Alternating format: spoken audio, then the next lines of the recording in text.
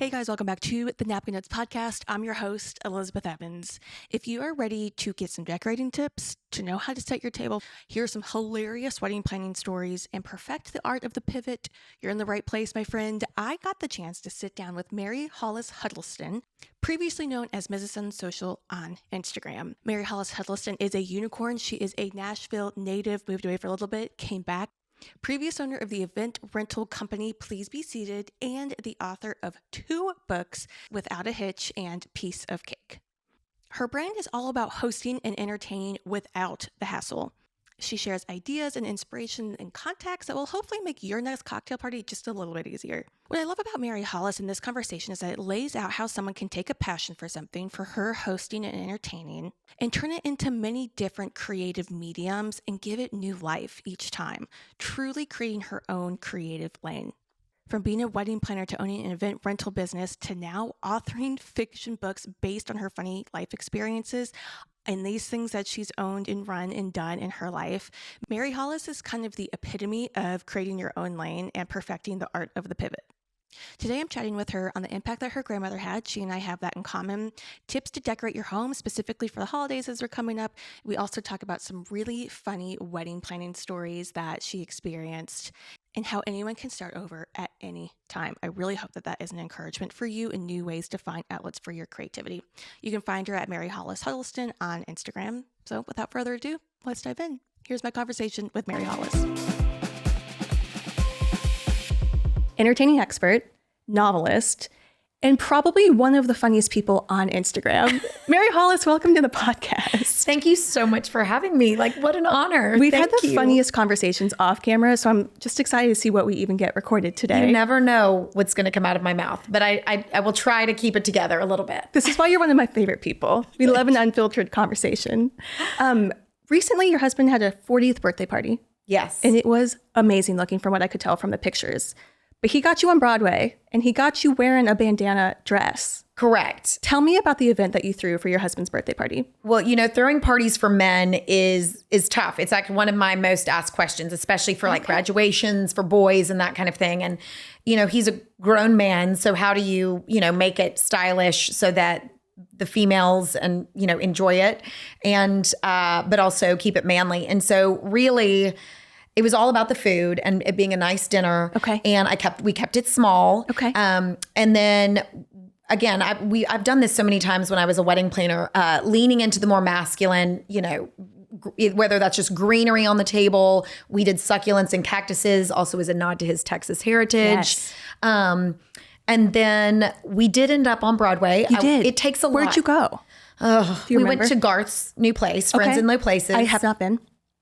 Let me tell you, I've never felt older in my life. I felt like I needed to be responsible for getting a lot of those kids home. Yes. We're collecting them and we're leaving the bar together. Yeah. Yes. I don't know that I'll go back, but we had a really good time. Okay. Were there any other hotspots that you hit while you were there for your once in a lifetime opportunity? That's really what it was. The 12:30 Club was great. That's where we hosted his dinner. Okay. I think it's very civilized. And what's nice about that venue in particular and restaurant is that once you get there, you can, like we went to the Chris Stapleton concert actually in between dinner and Friends in Low Places. Oh. And so you can walk everywhere. This was a perfect night out. It was perfect. Okay. It was 20 of our closest friends. We went and sat in a box for Chris Stapleton. We went out for about an extra hour and then we all, turned into pumpkins and had to go home. Perfect. I love that you use the word civilized because on Broadway, you do need to kind of caveat some of these places when you're out there. It's hard to be civilized on Broadway, but I do think everyone needs to experience it. Yes. But it just is what it is. It wasn't that way when I was growing up. I'm from Nashville. Yes. And it looks nothing like it does today, but I was in the hospitality industry for a long time and it's really good for our city. From a hospitality standpoint. Yes. Because it is such an iconic place to go. But if you are over 35, just know you might need to leave earlier than others. Or avoid it like the plague. But yes, if you've done it once, you don't need to do it again. Yes. Mm-hmm. It's kind of like New York at Times Square, for totally. New Year's. Totally. Check it off your list. But it is so close to so many venues that we have, great venues like Bridgestone and the Skirmerhorn that sometimes, you can dip your toe in for like a drink before, but then you gotta get out of there at 10 p.m. Now, when you were growing up, was there a Broadway? What was downtown Nashville like? There was a Broadway, but it was, there were only a few honky tonks, if you want to call them that, really just Tootsie's and Roberts. And then there was more retail, but it was quiet. It was very quiet. So there were still a lot of people officing in that part of town. I have heard and I believe that a lot of those businesses have moved just because it is difficult to conduct business now, even during the day. Sure. Because one of my mom's friends, my mom is, of course, with me here. People know that she does all the B-roll behind the scenes. But one of her friends, I think she had family that grew up here, and she saw a lot of banks downtown. Yes. So it's just totally different. Absolutely. There was a really big bank there at the end of Broadway, and they've completely vacated just because it was so difficult for everyone to get to and from work. Access, yes. Yes. And it was loud even during the day because, as you know, now we're like the bachelorette capital of the United States. So yes, this does make sense. There are more bachelorettes actually during the day, I have noticed, than in the evening. In the evening, you have everything. Okay. We have some daytime bachelorette experiences, I suppose. They're terrifying. And they actually made an appearance in my second novel quite a bit. I opened my second novel with a bachelorette scene downtown Broadway because you just can't even make up what happens down there. There was a hot tub. There was a hot tub party bus. So a moving hot tub. There was a moving hot tub, and you had to be careful if you were a pedestrian on the streets because you could get splashed. You know, forget COVID. You could, like, Lord knows what you would get if you got splashed by the hot tub water. I mean, the bachelorette hot tub water. That's real. That was like a real thing. This is good people watching. This is good inspiration for your novels. Great your people Southern watching. Social Yes. novels. Okay, so growing up in Nashville, and you still live here now, so you had some time away, but we do call them unicorns of people that grew up here and live here now. Correct. And you are kind of the hostess with the mostest. You have the best entertaining ideas. You throw the most beautiful parties. I love following along on Instagram. But I would love to know who growing up, I guess, in Nashville and your family, was there somebody that really inspired your passion for hosting and entertaining? Absolutely. It was my grandmother. And I know that's kind of cliche with Southern women, but I really do believe that that's kind of how you pass it down. Like, my daughter's now watching me entertain so much, and I think that's going to, just weave into her story in her life, whether she, goes big or small. But my grandmother hosted so many dinner parties, even for our family. The table was always set, beautifully. We used sterling silver all the time. She'd wash it in the dishwasher. I know some people are afraid of that, but we used her fine china for just casual suppers or fancy dinner parties. And then she grew she had an amazing cutting garden in her backyard. Oh. That's the next thing I want to do. I have not done that yet. I still outsource all of that. There's so many great florists in town, but she would set just the most beautiful tables, and you always felt so special, even if you were just eating meatloaf and mashed potatoes. So, I just grew up with that, and it was a way that I think it was her love language, and I feel that way for myself and my family. My grandmother is really one of the largest inspirations for this podcast, and they seemed very similar. I'm sure they would have been friends, but she had this really beautiful pool. I was, talking about another episode too, so we'd all congregate at her pool, at Nanny's pool in the summertime. But even if she would bring out sandwiches or small things, it was always served so beautifully. Like, the pickles were always in a dish, or if it was a toasted tomato sandwich, the tomatoes would always be cut up and displayed as she would bring it out. And it was never fussy, but it was just so beautifully put together. It was just so intentional. And so, absolutely. I think the goal is to make it look effortless. Yes. And the more that you do, the easier that becomes. Yes. And there are tips and tricks to how much you want to do yourself. Like, now that it's great because you can kind of, Trader Joe's has an entire section now where you can make a cheese board in 5 minutes and make it look beautiful. Things have gotten much easier. That's a good point. The art of entertaining, I felt like, had been lost for so long. And so when I started my social account, it was obviously a passion of mine, but also just to show women that, like, it doesn't have to be hard, or you don't have to spend all day in the kitchen. Because a lot of us, even if we don't have working jobs, our children are busier than we were growing up. You were at the school 3 times this week. Exactly. And so I don't have time necessarily to make hollandaise from scratch, but you don't have to do that anymore. But I do have time to, like, set a beautiful table and maybe make 1 or 2 sides and then bring in the others. My mom always likes to say, I didn't necessarily make it, but I made it happen. That's a great way to say it. It's the true Proverbs 31 woman. We go out and gather our food and bring it back in. I love it. Well, there's so many great places now. I don't think that existed either. And that's a good point. A lot of times now, I tell my friends, I'm like, why would I make this from scratch when it actually probably costs less and it takes, half the time for me just to pick it up somewhere? And I think the cost element is a big thing for entertaining too, that people might be intimidated by. So if it is more cost effective and faster, and it doesn't have to be fussy, but it can still look beautiful, I do think I agree with you that kind of heart for entertaining, just visiting with your neighbors too, is such kind of a lost thing that I love having people. And I had Cheese Gallon and Courtney obviously Courtney, as she's got on to talk about these things. Because I think if we can just kind of normalize talking about it more, it can be normal in people's lives too, that it doesn't have to be overly done. It can be easy, it can be accessible, and just kind of the art of conversation. Yeah. When people come over, let's say that you're having an event or a dinner, whether it's at your house or you're throwing one, is there something that you like to do to make people feel really comfortable from when they, like the second they walk in? So it's not that awkward kind of introduction situation. Absolutely. I think, well, first off, going back to what you just said, if you are comfortable hosting in your home, everyone is going to feel comfortable in your home. Yes. I used to produce weddings that some of our most expensive weddings, the guests had the least amount of fun because the bride and groom were uptight. You could just feel that everyone was uptight or worried about things and not just enjoying themselves. So I think first of all, if you can make it so that you feel prepared and you're not stressed when hosting, that's going to resonate. I also believe you should never walk into a silent space. Yes. Always have music going, candles lit, scented, unscented, just creating this ambiance. The environment. And then offering people a drink right off the bat. Yeah. I do a lot on the importance of batched cocktails because then you're not acting as a bartender. Yep. And whenever I have 10 or more guests at my house, I have the best bartender who does small events. I just get a bartender because that's the one thing. I think cocktails make people feel special. They like to order what they're used to drinking, especially nowadays with women of my age. Like they want what they want because they really can't have anything else or their hangover lasts 2 weeks. We don't have 2 weeks to recover Correct. anymore. So that's usually where I spend my money is with a bartender. And then I'll, sense. hodgepodge everything else together. I like that idea because I love to make a margarita. It's like when people come over, that's what they ask for. But I'm back there squeezing the limes, shaking it up and I'm realizing I'm missing half the party. Yes. Because I'm making these individual cocktails. I haven't mastered the batch cocktail yet, but that's an easy one to batch. A margarita is very easy to batch. Yes. Do you use like a Grand Marnier or a triple sec in yours when you make them? I do. And often there's like orange juice, and then I have a holiday margarita that has Texas. pomegranate juice. So there's different ways to change it seasonally too, and still batch it. And still, yes, sometimes we will do the coconut kind of syrup in there too for the summertime. I've That never little done coconut that. marg. I like that. Yeah, it's really easy and it's so good. But I think that's smart because I do think the more that you can be present with the people that you are with, and that comes from preparation or batching or outsourcing, those are the things that people are going to remember. How you made them feel the moment they came in from the second that they left. Absolutely. How do you feel about an Irish exit? Where you just leave and don't tell anyone? Yeah. It's really impolite. Okay. I think if you've been invited to someone's home, whether it's a large or small party. Now, if it's a really large party or a wedding, I don't think you need to stop someone's conversation to tell them you're leaving.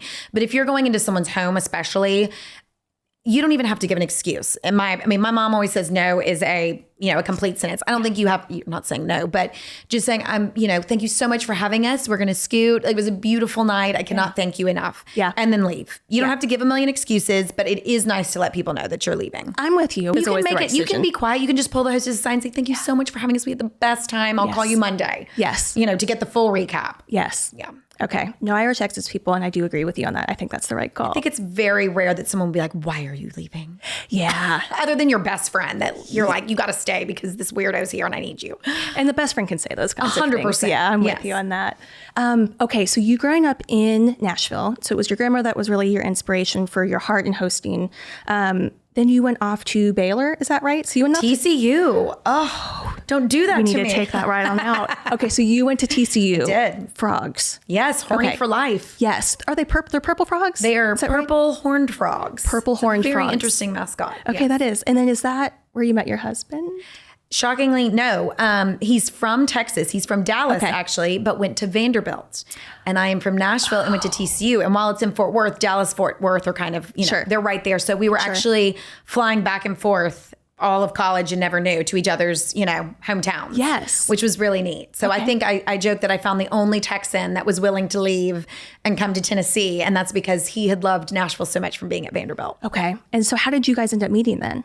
We met through mutual friends in Dallas right after college. Okay. And that's when I was working as a wedding planner, and it worked perfectly for him because he was playing a lot of golf at the time. So he didn't mind that I was busy on the weekends. Yes. Okay. So you guys started dating. You were at this point in time event or wedding planning. I was. Okay. Yes. And then in college, what did you major in? Was it? I majored in broadcast journalism. Ooh. But I fell into my career as a wedding planner because my senior year, I had extra credits that I could take just for fun. And there was a sociology of weddings class that Sociology of weddings. Yes. And so you studied really the history of weddings and like the significance of them.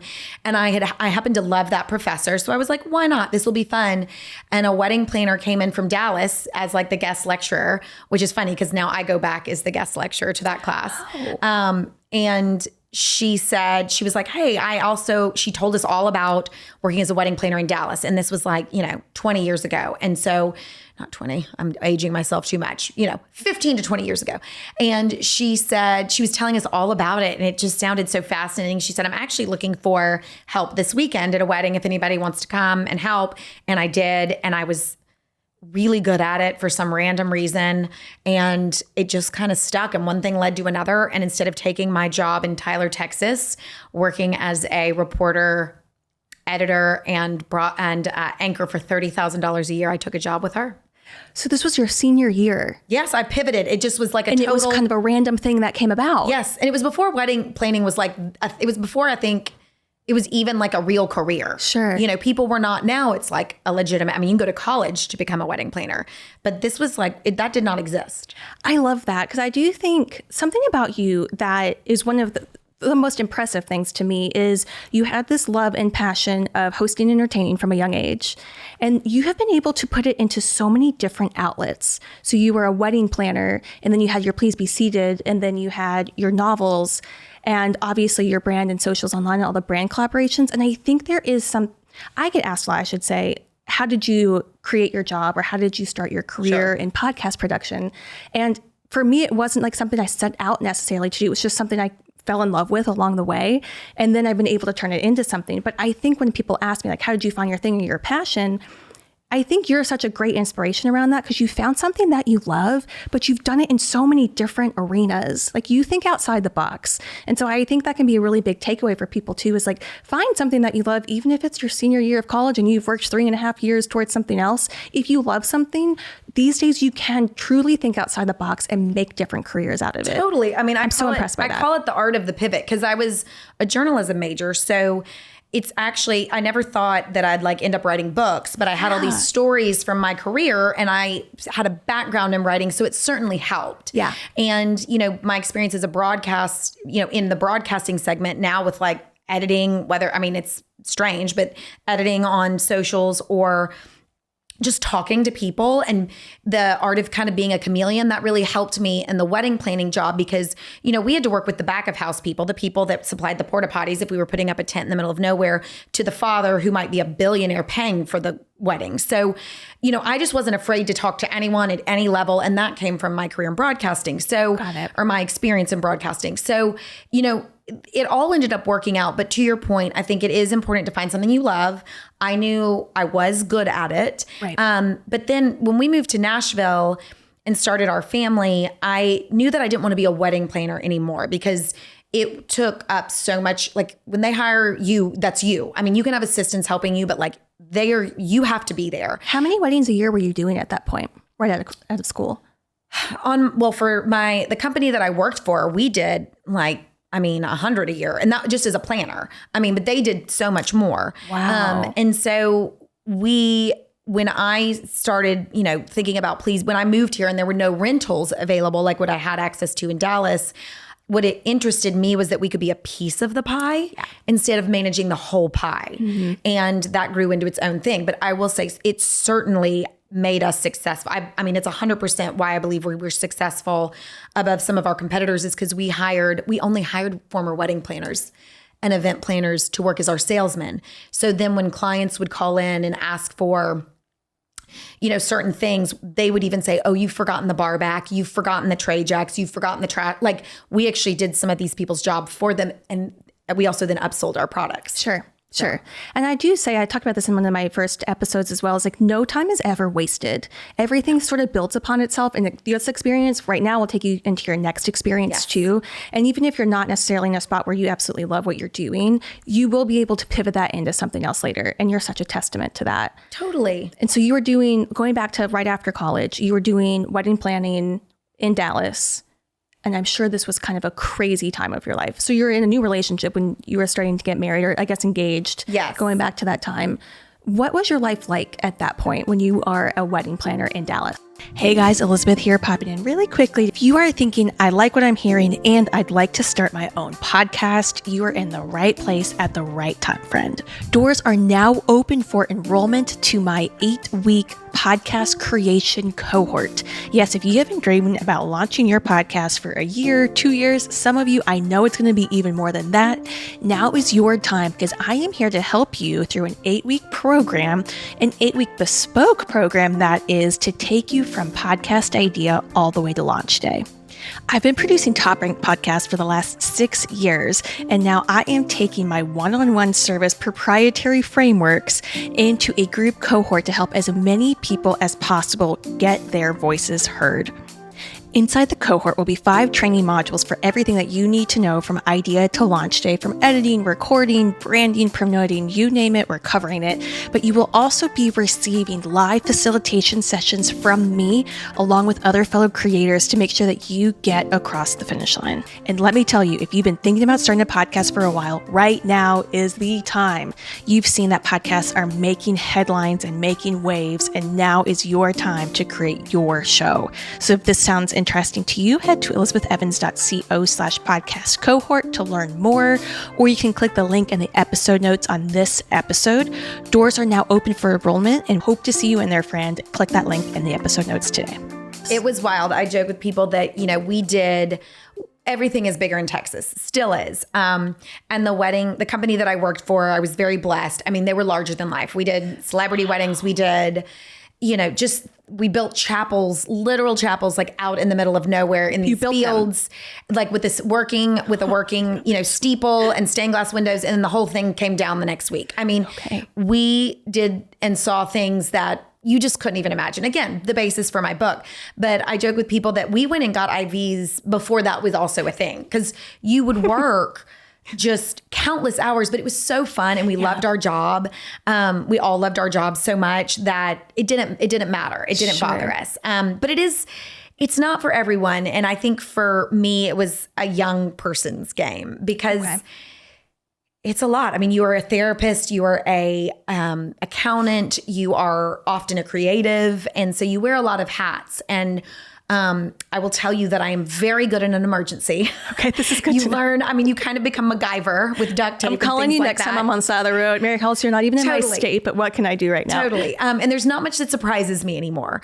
But it's, it's like always in the top 5 most stressful jobs. It's like right behind like firefighter, EMS, wedding planner, and then like police officer. Mary Hollis' line of work. It is wild, but it's a very rewarding job. I don't think people think about that very much. And there's just nothing like being at the back of the church with a bride and her dad and those doors opening. And even if they were a difficult client, that emotional moment is pretty moving. Was there one favorite bride that you really loved? Oh, definitely. There's some that were so special and that I really love. Was there anything from your experience with planning weddings that just creates the most special moment for the bride that not everybody necessarily thinks about?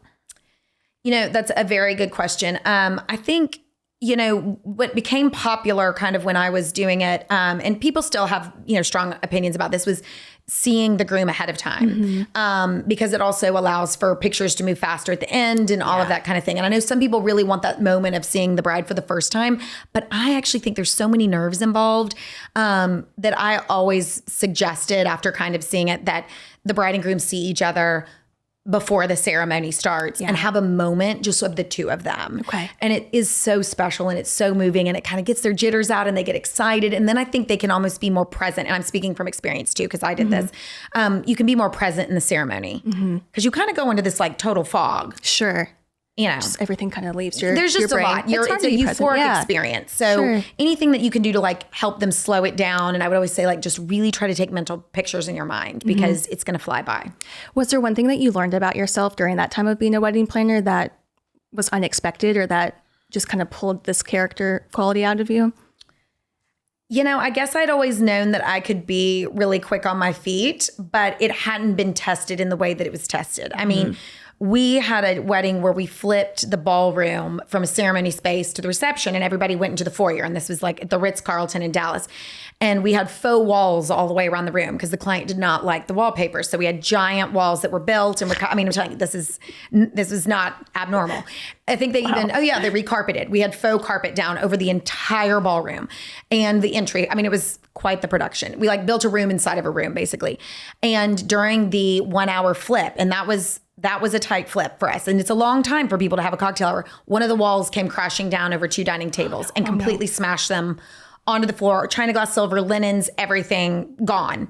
And so, the ability to pivot and handle it and like go up to the client and be like, we are going to need to add 15 minutes to this cocktail hour. There's just been a small issue, but we've restocked the appetizer stations and drinks will be flowing. We are so sorry, and then going inside and being like, oh my God, get everything together. Like bring out the new, So yes, I mean, I was really amazed with being able to keep calm in those situations. Yeah, I can see that. They're pretty stressful. Yeah. It does sound like a stressful job. And I know that you said you did that for a while and then you ended up moving back to Nashville with your husband. Yes. Well, I guess 2 questions. Where did you end up getting married? Was it Nashville or Texas? We actually got married in Nashville. And for us, it was a quote unquote destination wedding because my husband's has a large family in Dallas. And so in order to have what I wanted, a small wedding, I'd seen a lot of weddings, obviously. And it's hard. It's hard when you've planned a million different weddings, from weddings in Colorado to beach weddings to traditional weddings at a country club, to know them what you want. And I just knew I wanted something intimate. So for us, that meant 160 guests. That's as small as we could get it down to. But we did it in Nashville. Okay. Gotcha. So you were here. Did you guys do a first look? We did. You did? Yes. Okay. And it was very special. And I'm really glad that we did. How did you know when your husband was the one? I don't know if you've seen my husband, but it was probably the moment I laid eyes on him. Yeah, he is cute, Mary Hollis. I hope that my daughter can meet somebody like this. It's through friends. So I loved the people, they were my friends from college, his friends from high school, because a bunch of the Dallas kids had gone to Fort Worth for college. And so we really trusted their opinions, and we are very opposite. I mean, our core values are the same, but I love that we balance each other out so well. Okay. Gotcha. Yeah. What are 3 words that you would use to describe your husband that are not characteristics of you? Oh, okay. Yes. Very quiet. Okay. Calm. Okay. And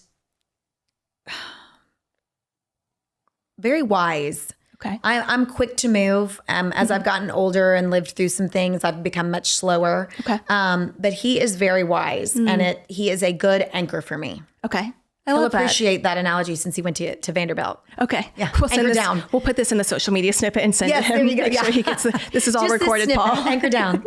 So when you guys went and moved from Dallas to Nashville, so back to your hometown, essentially, how did you know that it was time for you to make the move? Was there an internal feeling? How did you guys make that? I think it was when I was pregnant with our first child. You know, I loved being in Dallas. It was great for our careers. It was so fun as young newlyweds, but we wanted a slower pace and a smaller town, although that's so funny because now Nashville is not a small town. Sure. I don't think anyone calls it that anymore. And so for us, it was just a move to, a more, I guess, suburban life in a way. But that has changed, obviously. Sure. Okay. So, but you guys were able to make that decision together, Yes. come here. And Yes. then how long were you in Nashville before you guys started your event rental business? Please be seated. It was only about a year, if that. Wow. And it was because I had planned, I was going to go out on my own and just do a few weddings. I mean, I had my first child. And so I wanted to be able to be home more. So I was just going to plan a few things a year. And I had one client already booked in Nashville. I'd done the sister's wedding in Dallas. So Great. It worked out. And as I was sourcing rentals for her wedding, I was like, oh my gosh, there's nothing here. And that wasn't anybody's fault. Nashville was just, as you know, it took a minute, but once you show people things like the restaurant scene or whatever it is, then they want it and they have to have it.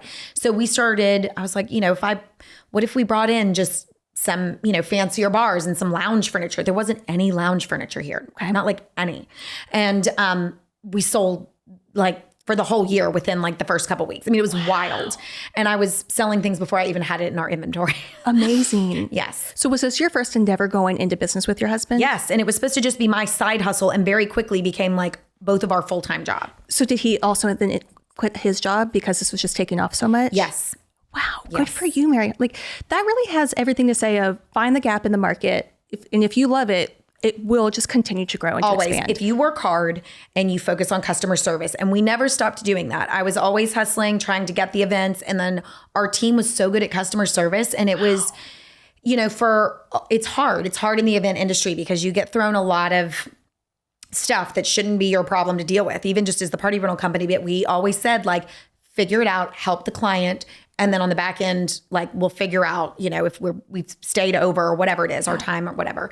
And we always made things right. And we then became known as a very reliable, it differentiated us in the market. So then even when our competitors started buying what we would buy, we were already such like a known safe quantity. Right. And people like to work with people that they trust, that they know, that are funny. So, it seems like a home run. Well, and up until the day, we sold the company just earlier this year, but we really believed in, hiring good people, taking care of our people. But if you're willing to work hard, I feel like right now, just in general, you should be treated well. Because you're already a cut above. 100%.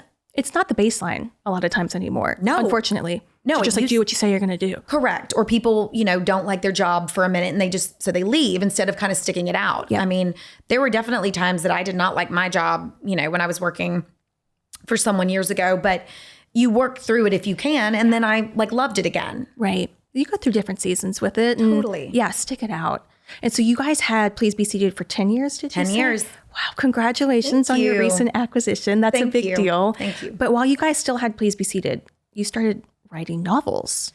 So yes, when I wasn't needed as much in the day-to-day operations of Please Be Seated, I was starting my first book, and I'll never forget my book agent or my literary agent said, you're going to need to get an Instagram account so that one day when this book finishes, you have a place to sell it. And you didn't have an Instagram account prior to becoming a novelist? Correct. Mary Hollis, I did not know this. People did not know this. And I was like, I would rather die. I do not want an Instagram account. That's how now I feel about TikTok, although I'm going to have to get on because of book talk. All the things. I get it. I'm old. And so I started it, but I didn't have anything to sell yet. I just started the manuscript. And so I was like, what am I going to put on here? And I wanted it to be authentic. And same thing. I had experience in eventing, but I had a young family and I was like, okay, what do I know? And it's entertaining. And I just felt like, again, there was this hole in the market for a modern Southern woman. Like, what does it look like? Yes. There were so many people cooking. I don't cook.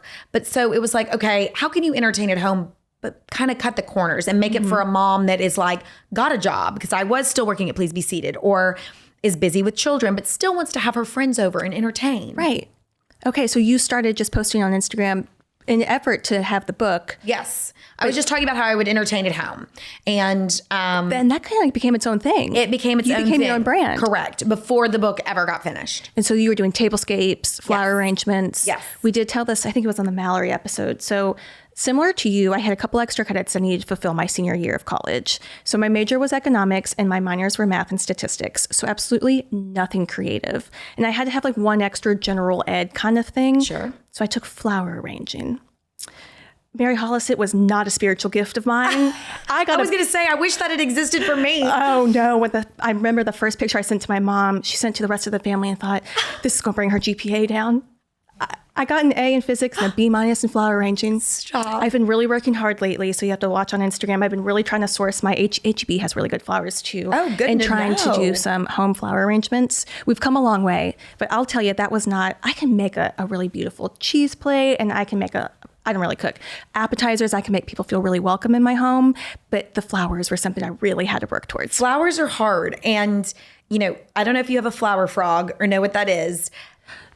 No, is that It's a vase lattice that has holes in it. Yes. And the traditional flower frogs are like in beautiful silver bowls, and they almost have a cage built over them. Yes. And it makes it pretty easy to do, but I always suggest still with those like a mono bloom, like all peony, all one type, because it's really hard to mess those up. Okay, now that's smart. The problem now with flower arranging that I say is people think it can save them money. It can, especially if you're cutting from your own yard. However, the cost of flowers has gone up so much post-COVID that you almost do better just to hire from a florist. Sure. Because they're ordering in bulk for multiple, either they're hiring, they're ordering for events, or they're doing multiple floral orders. So it's almost better to hire it out right now. I think that's smart. So if you are having people over and you are going to be purchasing some flower arrangements, where are some highlighted spots in a home that you definitely want to put a flower arrangement? Absolutely. You want to hit a coffee table. Okay. Your kitchen island. Ooh, okay. And then the dining table. Okay, perfect. Because that's where people are going to gather. Yeah. Post dinner, usually people hang out in the kitchen. Pre-dinner, they hang out in the kitchen. Post dinner, they're in the living room. And then obviously, over a dinner table. And if you need to cut the living room, because oftentimes, especially like at a girlfriend, if you're just having girls over for a dinner party, whether that's outside on a porch or inside in a dining room, they'll just sit at the table all night. Okay. So 2 to 3 flower arrangements, hit those hot spots there. And don't forget to keep your flower arrangements at a dining table low. There's nothing worse than trying to look over or having to move it and you've spent all this money. So that also helps with cost if you do something low. If you need to fill in with candles.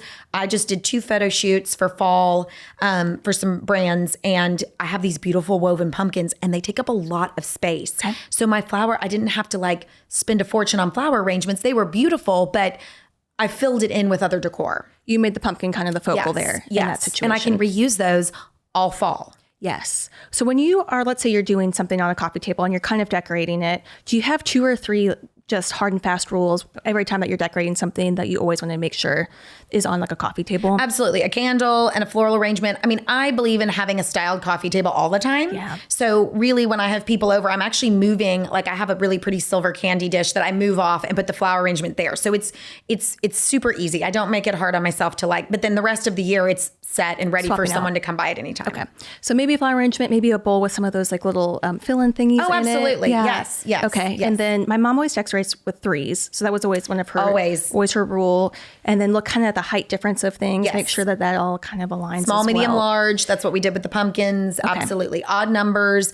Now with the flower arrangement, something also to think about is where your place settings are, because oftentimes people, and this happens at events too, if you're not thinking about it, the space down the middle of your table can get a little cramped. So, if you are setting for 6, you really actually have 2 spots where you can put them. Yeah. So it's in between. Does that make sense? Yeah. So you need to think about the number of guests that are seated on each side, and that can kind of dictate. Another great thing to do is just do lots of small bud vases all the way down the table. That's always beautiful too. So if you're going to invest in vases, get lots of beautiful bud vases, and then you're just putting a single stem in all of them. Okay.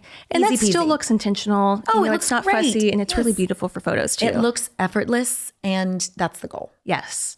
Okay. So going back a little bit to your novelist writing time. So you started the Instagram just to be able to promote the book. And then your first book was called...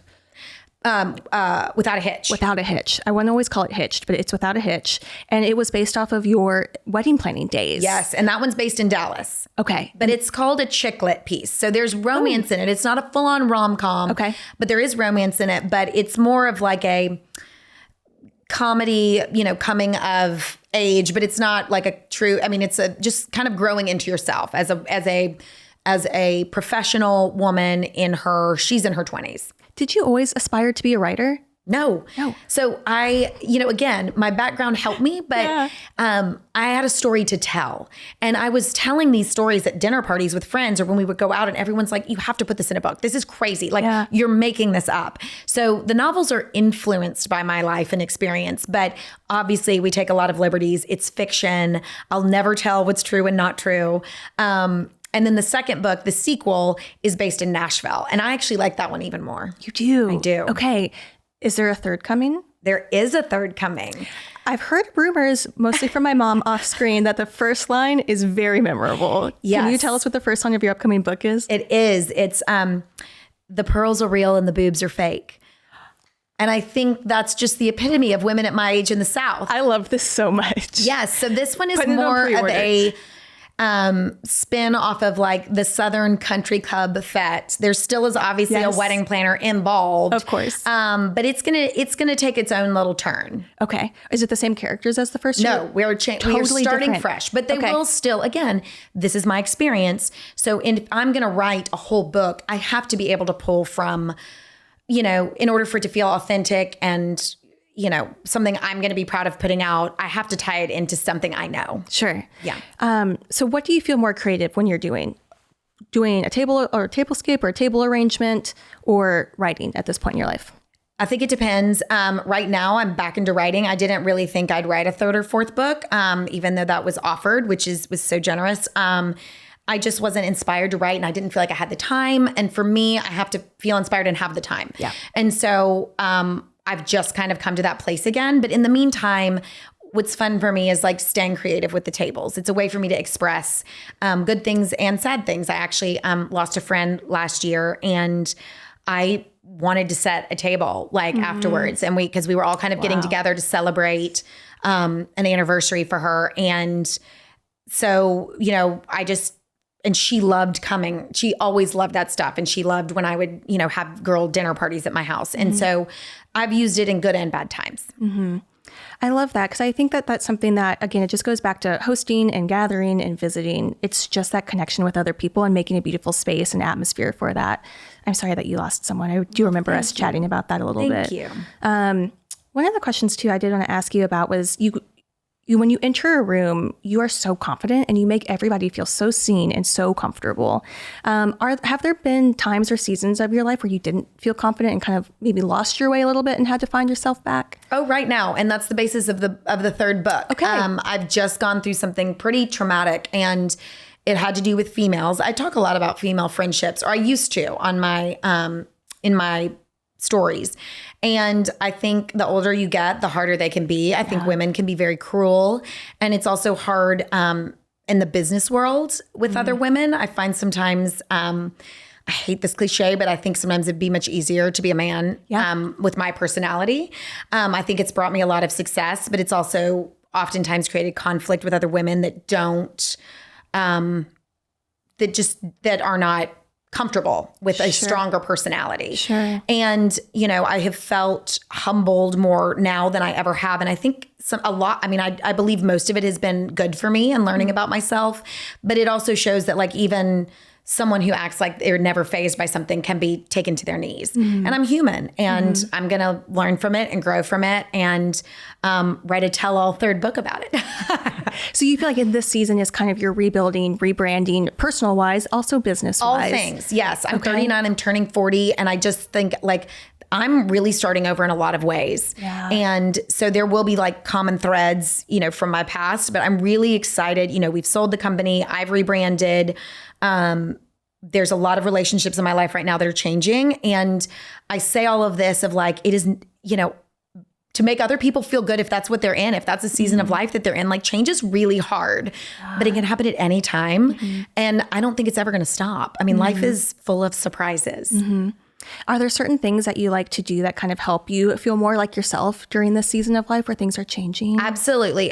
You need a good, close group of friends. Yeah. I just read something recently that said, healthy people have actually not a ton of, they have very few close friends, and they're very comfortable being by themselves. And I think that's because you stay away from toxic people. And that just also comes with getting older and having a family and seeing priorities, like having a friend pass away or whatever. And I cannot control what other people think of me. I think that that's hard when you put yourself out there, especially now with everybody being on social media and trying to curate what someone thinks about you. You have to let that go because people they're always going to be haters. They're always going to be people that think something about you that's not true, and you can't control that. Right. And that's what I'm learning as I get older is like, do I actually really care? Right. Yes. So I go back to the people that I do care what they think about me in these times. And it just affirms like, this is who I am. Right. Okay. So close friends, releasing other people's opinions. Yes. And then you did mention being by yourself. Yes. Or just being alone. Absolutely. Are you comfortable being by yourself? I love being by myself. Okay. I love my family, and I really love my husband. I feel really lucky. Wait for the right person, because I'm also entering the season of life where I know a lot of people getting a divorce. And so it's almost like, don't rush things.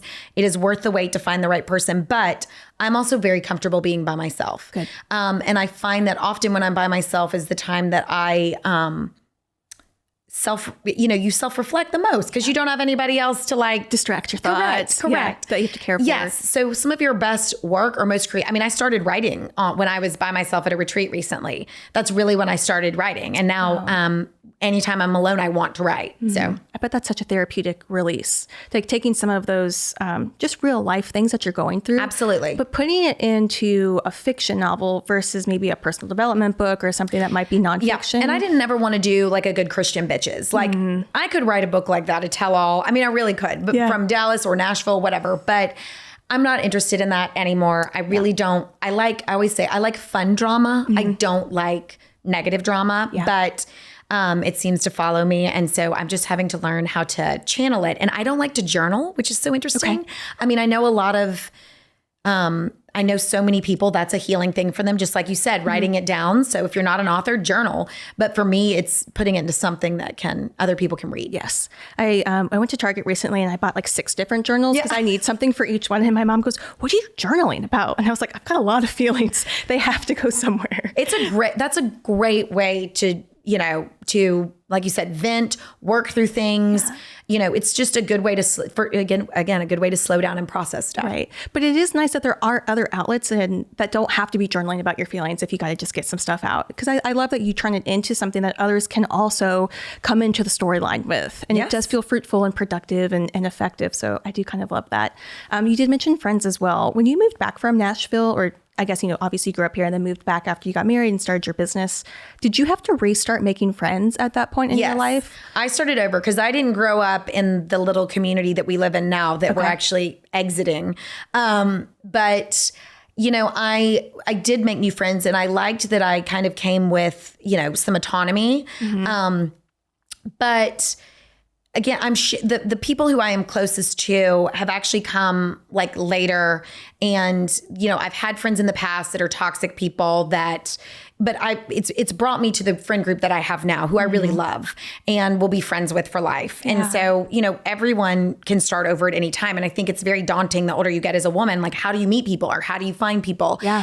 And it's wherever you put yourself, whether it's church. For me, it's like, it was kids' activities. I was introduced to people through other friends, and you have to kind of make an effort. Like you have to ask people to go on a date, basically, let's get coffee, or let's do this, or let's have a play date, whatever it is. But you have to make an effort on both sides. Yeah, you got to put yourself out there, which can be scary. But, my sister lives in Pennsylvania and she has 3 girls now. And so her life is very full. But I have seen how she's been able to build these one-on-one friendships with women, which is easier for me because I have more time. I'm not married and I don't have children, but she has to really carve out that time to make sure she is intentional with, like you said, who is close in proximity to you. Correct. That's where you got to start. And it's hard with kids because when you're not... when you're not with your family, I mean, if you're going to leave your family, you don't have a ton of time to do it. So Paul and I joked that like when our kids were really young, our date nights, we'd never tried any new restaurant because we wanted to go somewhere that we knew was going to work out. Because we didn't have many, evenings, and we didn't want to be messing with the food. We just wanted to like focus on each other and talk about, something that wasn't work related or baby related. Yeah. So, it becomes you have to be very intentional about your time. Yeah. Okay. No, these are such good things. These are going to be things I will journal about later on today, Mary Hollis. Okay. A couple quick fire rapid questions before we wrap up today. Here we go. Okay. When we are buttering our bread out at dinner, please tell everybody how to do this. I'm sure the girlies already know, but if we need to send this to like a boyfriend or a husband to teach them how to butter the bread at dinner, sure. How can we do this? Well, first of all, you take your own piece of bread if it's individual, or you cut the piece, or you take, and then once it's on your plate, the bread is on your plate, however it gets there, whether the server's giving it to you, you pass a basket, you take a piece off and you butter that piece, you put your knife back down, and then you eat that piece. Yes. You don't butter the whole thing and then let it sit there. Thank you. It's piece by piece as it goes in your mouth, and you set your silverware down and you eat that bite. Yes. And it needs to be a small bite. Yes. My mom's off screen clapping. Yeah. Manners are a lost art. I mean, I really hammer into my kids to say, yes, sir, no, sir, yes, ma'am, no, ma'am, because I think down the road too, that's going to be the only thing setting them apart from other people. It's like good manners. Yes. And you do remember manners. I do feel like that's something that you remember. Okay. Let's say we're going to a dinner and maybe it's a nicer, fancier dinner or a gala. How do we know what silverware to use when? Are there any general rules of thumb? If you didn't grow up knowing what to or taking an etiquette class or going to Cotillion or something, it's just start on the outside and work your way in. Yep. That's really the simplest way, because that's how things are laid out, whether it's a super formal dinner or something informal. So start on the outside and work your way in, and anything at the top of the plate is for a dessert or to stir your tea with. Yes, perfect. And then if we have to get up and go to the bathroom or go somewhere to excuse ourselves during a dinner, What do we do with our napkins? That is a great question. My kids, we just talked about this when we were out at dinner. If you are coming back, so again, if you're getting up to use the restroom or going to powder your nose, the napkin goes in the chair that says, I'm coming back. When you're finished at the end of the night, it goes on the table next to your place setting. Yes. That says, I'm done. Yes. I do feel like these are things that not a lot of people know. And I'm so grateful that my mom taught us growing up, because I feel like I could go to Broadway and be just fine. But if I needed to go to a 5-star restaurant, I know exactly what to do in any situation. Absolutely. And I think that's what comes with confidence, with knowing what to do, because you want dinner to be enjoyable. And if you kind of know the etiquette, no matter what situation that you're in, you're just going to become so much more confident, comfortable, and you can actually conversate with the people around you. If in doubt, look at the host and just follow what they're doing. Yeah. Because they're supposed to know what they're doing, or whoever the smartest person at the table is. Yes. Follow what they're doing if you don't know. Yes. That's a good rule of thumb. Just look up, kind of peek around, take some mental notes. And Mary Hollis, you mentioned at the top of the episode that it was your grandmother that was really the inspiration for your passion of entertaining and hosting. If you were to write something down on a napkin, let's say a napkin note, was there a saying that she said to you guys all growing up that really has an impact on you now? It didn't. Yes, it didn't have an impact on me back then as much as it does now. But it's, I'm not on that committee. Which is similar to saying, not my circus, not my monkeys, not my problem. So in the South, you can say, I'm not on that committee. Yes, I love that. It's not my problem. That's your problem. And that feels like such a season that you're walking into right now, too. It is. Well, unfortunately, it is I'm on the committee right now. Okay. But it's very soon going to be, I'm not on that committee. And it's very freeing. Okay. Good for you. Mary Hollis, where can everybody find you on Instagram? On Mary Hollis Huddleston, at Mary Hollis Huddleston, just my name. And when will your next book be coming out? Do we have a date yet? Oh, it's going to take me at least a year. So no date. I mean, maybe not. Maybe I'll get it done sooner, but I always give myself a year now, because I say that because the first book took 4 years. Because again, we were having babies. Yeah. We had no rush. We wanted to, you had, as your first novel, to get a deal, you have to basically write the manuscript, and then it changes dramatically with an editor. Sure. The second book we had already, had the deal for. So we had a due date. So we wrote that in a year. Now we also had saved stories from the first book, and we kind of knew the direction of the second. So long way to answer. No, that's great. Should be about a year. Okay. We'll be on the lookout. Mary Hollis, thank you so much for being on. Thank you for having me. I'm so glad to see you. I'll see you again soon, I'm sure. Absolutely.